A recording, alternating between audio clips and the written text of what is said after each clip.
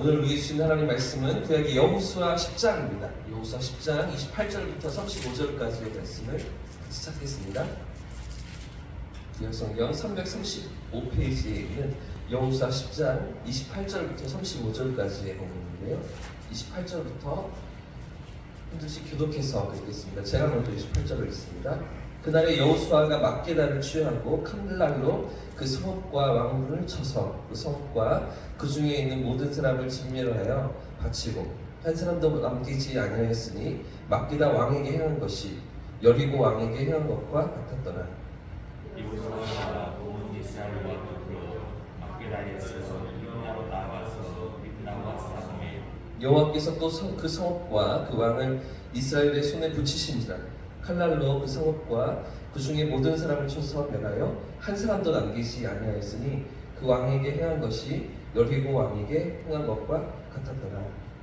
여호수아가 또 온 이스라엘과 더불어 림나에서 라기스로 나아가서 그의 림나로 싸우니 여호와께서 라기스를 이스라엘의 손에 넘겨주신지라. 이튿날에 그 성읍을 점령하고 칼날로 그것과 그 안에 모든 사람을 쳐서 멸하였으니 림나에 행한 것과 같았더라.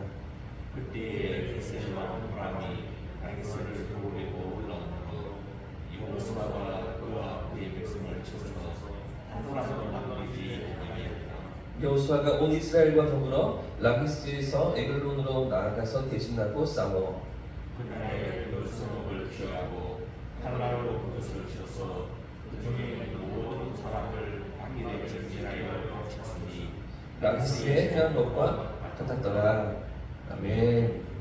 할렐루야. 아멘. 한밤에도 평안하셨습니까? 어제도 뵙고 오늘도 뵙고 한 주간 계속 배웠으면 좋겠습니다. 이번 한 주도 하나님 주시는 은혜로 승리하는 복된 한 주가 되십시오. 오늘 본문은 이제 여호수아가 여리고 성과 아이성을 정복하고요. 7장과 8장의 사건이었거든요. 그리고 이스라엘 백성들이 함께 가나안 땅의 남부 지역을 차지하는 장면입니다. 남부의 아모리 다섯 족속을 정복하고 그 땅을 차지해가는 장면인데요.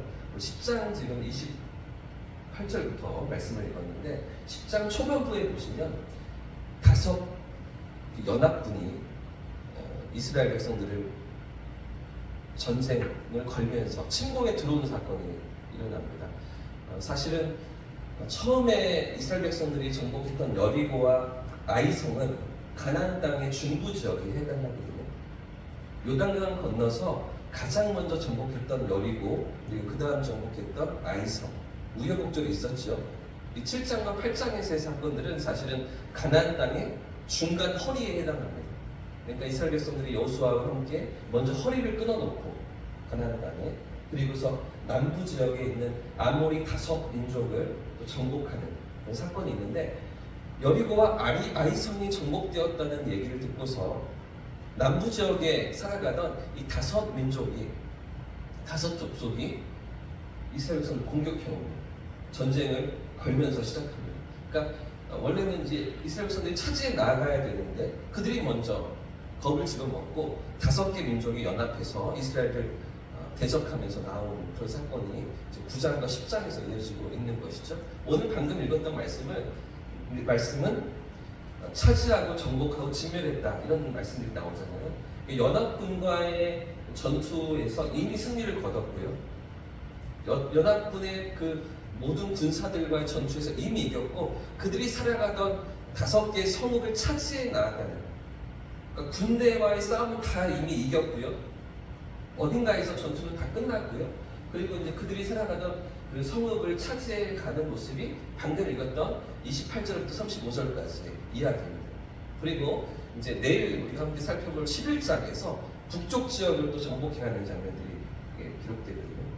그러니까 허리를 먼저 끊고 또 남부를 차지하고 북부를 차지하는 이런 스토리가 여호수아서에 계속해서 이어지고 있는 것입니다.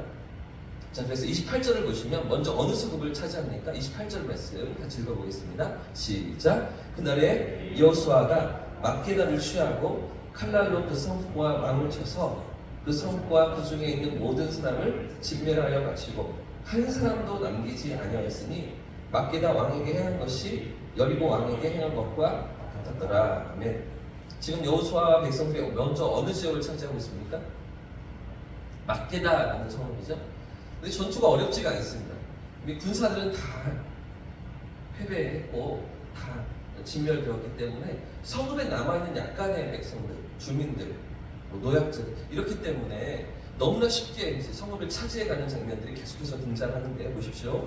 29절과 30절 말씀을 또 보시면 여호수아가 온 이스라엘과 더불어 막게다에서 림나로 나아가서 림나와 싸우매 여호와께서 또 그 성읍과 그 왕을 이스라엘의 손에 붙이신지라 칼날로 그 성읍과 그 중에 모든 사람을 쳐서 멸하여 한 사람도 남기지 아니하였습니다. 쉽죠? 식은 죽 먹기죠. 그 왕에게 행한 것이 여리고 왕에게 행한 것과 같았더라. 두 번째로 림나라는 성읍을 정복하고 차지합니다. 자, 그 다음 31절과 32절을 보시면 또 여호수아가 이스라엘과 더불어 림나에서 라기스로 나아가서 대신하고 싸우더니 여호와께서 라기스를 이스라엘의 손에 넘겨주신지라 이튿날에 그 성읍을 점령하고 칼날로 그것과 그 안에 모든 사람을 쳐서 멸하였으니 림나에 행한 것과 같았더라. 이렇게 하고 있죠. 같은 패턴이 반복되는 게 보이십니까? 막게다, 그 다음에 림나, 그리고 또 라기스로 나아가는 이런 장면들. 또 라기스와 점수를 치르는데 어느 민족이 와서 라기스를 도우려고 합니까? 33절 말씀을 같이 읽어보겠습니다. 33절 시작. 그때 게셀왕 호람이 라기스를 도우려고 올라오므로 여호수아가 그와 그 백성을 쳐서 한 사람도 남기지. 지금 게셀왕이 조바심이 났거든요. 이렇게 두 개 성읍, 세 개 성읍이 정복을 당하면 그 다음은 난데, 그 다음은 우리인데 겁을 집어먹고 라기스를 도우려고 올라온 거죠. 근데 그들마저도 힘이 되지 못하고 그들마저 정복되고 말죠. 34절에 보시면 에글론까지도 이렇게 막게다, 림나, 라기스, 게셀, 에글론까지 이 남부 지역에 있는 성읍들을 하나하나 정복하고 차지해 나가는 장면을 지금 10장 후반부는 우리에게 보여주고 있는 것이죠. 자, 근데 방금 읽었던 본문에서 오늘 본문의 저자가 계속해서 강조하고 반복하는 대목이 있습니다. 똑같이 반복하는 장면이 보이셨습니까? 성경이 우리에게 지금 보도하고 있는 강조점이 보이십니까? 28절을 다시 보시면 중간에 칼날로 그 성읍과 왕을 쳐서 그 성읍과 그 중에 있는 모든 사람 어떻게? 진멸하죠. 진멸하여 바치고 한 사람도 남기지 아니하였다. 모든 사람을 진멸합니다. 한 사람도 남기지 않습니다. 30절에도 똑같은 내용이 반복되고 있습니다. 림나에서도 그렇게 그 성읍과 모든 사람을 쳐서 멸하고 한 사람도 남겨두지 않았습니다. 32절도 보시면 똑같이 진멸하고 33절에도 35절에도 여호수아와 이스라엘 백성들이 전쟁을 어떻게 치르고 있습니까? 어떻게 성읍들을 정복하고 있습니까? 아주 무자비합니다. 생각해 보십시오. 한 사람도 남기지 않았다. 어린 아이들이 있었을 텐데, 그죠? 노약자도 있었을 텐데, 여인들도 있었을 텐데, 아주 무참한 사륙전을 벌이고 있는 피비린내 나는 사륙전을 그 성읍들마다 5곳에서 다 행하고 있는 거죠. 왜 이런 일을 행하고 있습니까? 말이죠. 왜 이렇게 하고 있는 것입니까? 왜 여호수아와 이스라엘 백성들이 이렇게 잔인한 사람들입니까? 왜 그 남부 지역을 차지하면서 정복하면서 이런 사격을 벌이고 있는 것입니까? 모든 살아있는 목숨을 빼앗고 진멸하는 이런 일을 왜 이렇게 하고 있는 것입니까? 근데 중요한 것은 누가 이렇게 시킵니까? 여호수아가 시킨 것입니까? 그렇지가 않습니다. 하나님께서 요구하시고 하나님께서 명령하신 것이었는데요. 자, 40절 말씀이 여기 나타나 있습니다. 40절 말씀 같이 읽어보겠습니다. 시작. 이와 같이 그 여호수아가 그 온 땅 곧 산지와 네겝과 평지와 경사지와 그 모든 나무를 쳐서 호흡이 있는 모든 자는 다 진멸하여 바쳤으니 이스라엘 하나님 여호와께서 명령하신 것과 같았더라. 그렇죠? 누가 명령하셨습니까? 하나님이 명령하셨습니다.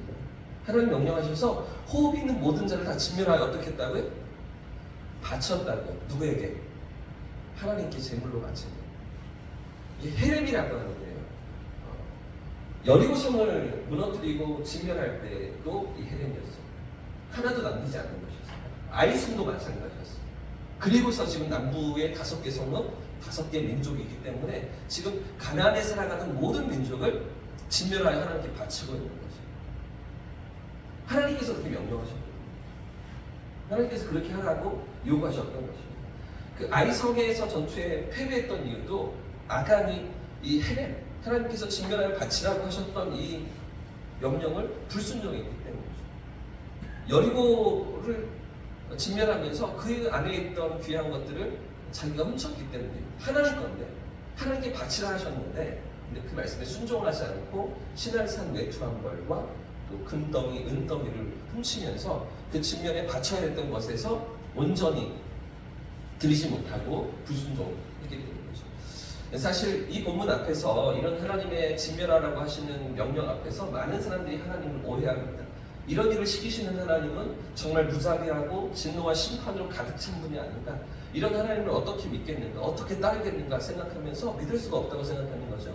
또 어떤 사람들은 이런 구약의 하나님, 진멸하시고 심판하시고 진노하시는 하나님과 신약의 하나님, 독생자를 주시고 아들을 내어주신 하나님을 같은 분으로 생각할 수 없다고 생각하면서 구약의 하나님은 믿을 수가 없고 신약의 하나님만 믿을 수 있다라고 주장하면서 신약의 하나님과 구약의 하나님 다른 분이라고 생각하는 사람도 많이 있습니다.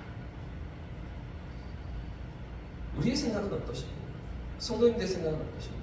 왜 하나님께서 여호수아에게 이런 명령을 내리시고 이렇게 진멸하라고 하시는 것입니까? 왜 백성들과 여호수아는 이런 하나님의 명령에 순종하고 따르고 여러 민족들을 몰살시키고 있는 것입니다?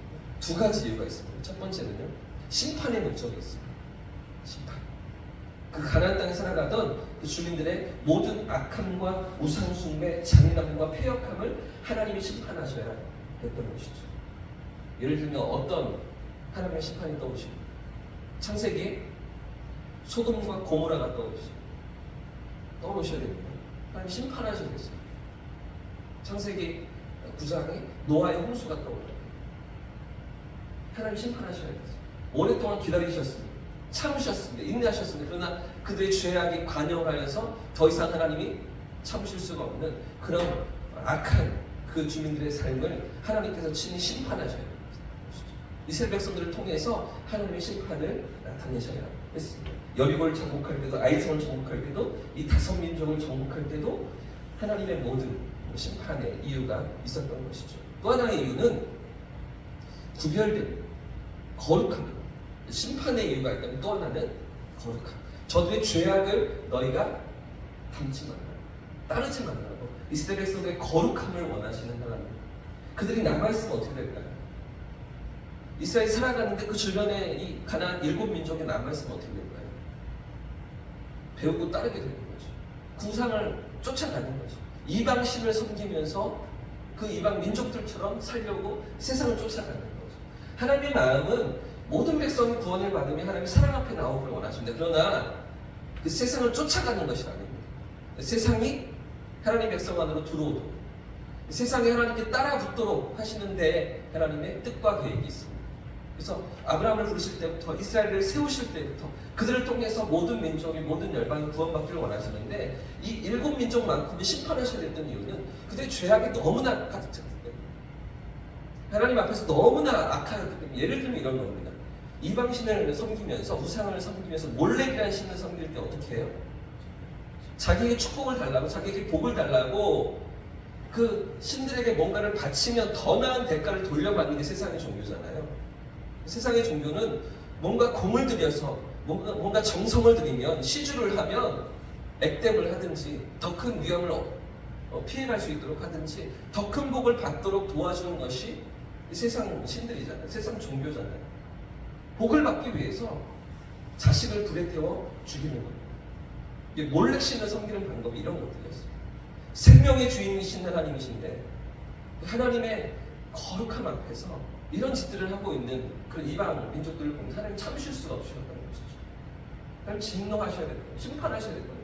이런 우상을 섬기는 못된 패역한 모습을 따라가지 말라고, 닮아가지 말라고, 거룩하게 구별된 모습으로 살아가라고 하나님 그들에게 요구하셨던 거죠. 신명기 7장 16절 말씀을 보시면, 이거 지나온 말씀인데요, 모세를 통해서 이 모든 상황을 다 아시고 하나님께서 이스라엘 백성들에게 이렇게 말씀하십니다.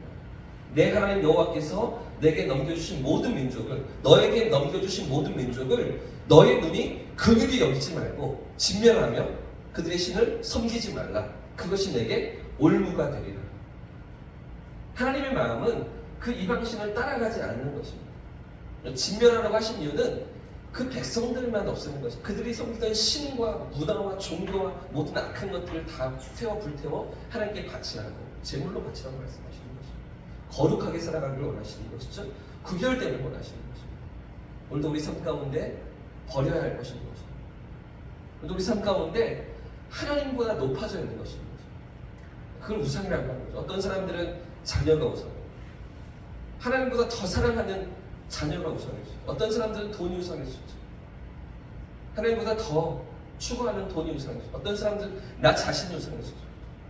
내 즐거움, 내 행복, 내 기쁨, 내 만족, 내 인생이, 내 자신이 하나님보다 더 사랑하는 우상일 수 있는 것이죠. 나에게는 어떤 것이 하나님보다 더 앞서 있는 죄일까요?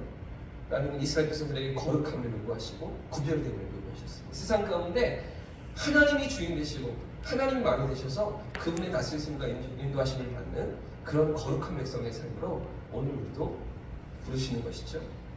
이번 한 주를 살아가시면서 그 새봄을 맞이하시면서 그런 하나님의 부르심 앞에 믿음으로 나아가는 하나님의 선하심과 인자하심을 날마다 경험하시는 복된 한 주가 되시기를 예수님의 이름으로 축복합니다. 거룩함으로 구별됨으로 살아가는 저와 우리 모두의 삶이길 축복합니다.